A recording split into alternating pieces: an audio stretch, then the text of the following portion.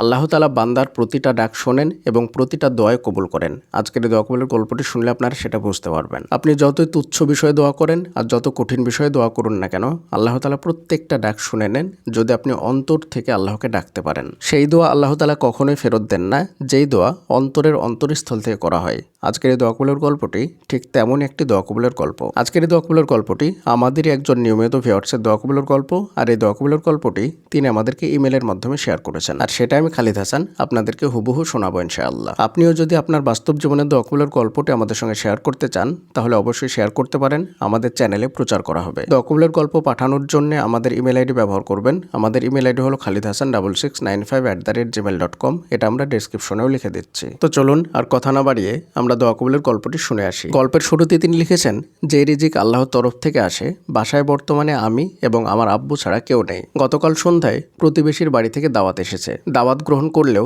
যাবার উপায় নেই। আমার আব্বু অসুস্থ, তাকে একা রেখে যাওয়া সম্ভব না। আজকে 28 ডিসেম্বর, সকালবেলা গ্যাস নেই, আজকে নাকি গ্যাস আসবে না। আব্বুকে নাস্তা করিয়েছি, কিন্তু আমি নিজে সকাল থেকে না খাওয়া। বাহির থেকে যে কিনে আনবো তারও কোনো উপায় নেই। আব্বু খুব অসুস্থ, তাকে একা রেখে বাইরে যাওয়া যাবে না। তাই সকাল থেকে আস্তাগফিরুল্লাহ পড়ছি আর আল্লাহকে বলছি, হে আল্লাহ, আমি পাপী। আল্লাহ, তুমি রিজিকের মালিক, তুমি আমাকে রিজিকের ব্যবস্থা করো, তুমি আমাকে না খাইয়ে রেখো না।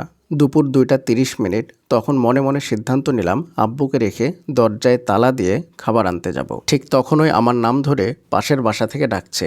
গিয়ে দেখি ছোট একটা গামলায় তেহারি, যা আমাদের খেয়েও বেঁচে গেছে আলহামদুলিল্লাহ। আমার চোখে পানি এসে গেছে খাবার দেখে, যা আল্লাহ ছাড়া কখনো সম্ভব ছিল না। এখানে আপনাদেরকে বলে রাখি, যেই বাড়ি থেকে দাওয়াত দেওয়া হয়েছিল সেটা ছিল মৃত বাড়ির দাওয়াত, অর্থাৎ মানুষ মারা যাওয়ার পরে যে খাওয়ান দাওয়ান করানো হয় সেটা। এখানে সেটা তিনি উল্লেখ করেছেন। এবার বিষয় হলো যে মৃত ব্যক্তির নামে যে খাওয়ান দাওয়ান করানো হয় সেটা সম্পূর্ণরূপে হারাম। সেই বাড়িতে দাওয়াত খাওয়াও যাবে না এবং এটা করাও হারাম। মানে আপনাকে যদি কোনো ব্যক্তি এই ধরনের দাওয়াত দেয়, তাহলে অবশ্যই সেই দাওয়াত গ্রহণ করা হারাম। সেটা কখনোই করা যাবে না, সেই বাড়িতে খাওয়া যাবে না। এবং যারা এটা করছে, এই আয়োজন করছে, তারাও হারাম করছে। এটা সম্পূর্ণরূপে হারাম। মৃত ব্যক্তির নামে কোনো খাওয়ান দাওয়ান বা খানাপিনা করানো যাবে না। অতএব যারা এই ধরনের কাজের সাথে জড়িত, তারা অবশ্যই এগুলো থেকে বিরত থাকবেন। হ্যাঁ, মৃত ব্যক্তির নামে যেগুলো করা যাবে সেগুলো হলো তার নামে দান করা যাবে, তার নামে সাদকায়ে জারিয়া করা যাবে, তার নামে মসজিদ বানানো যাবে, তার নামে নলকূপ বানানো যাবে। এই ধরনের কাজগুলো করবেন। কিন্তু মৃত ব্যক্তির নামে চল্লিশা করা বা 3 দিনে খাওয়ানো বা 9 দিনে খাওয়ানো, আরো যা কিছু আসে, এক কথায়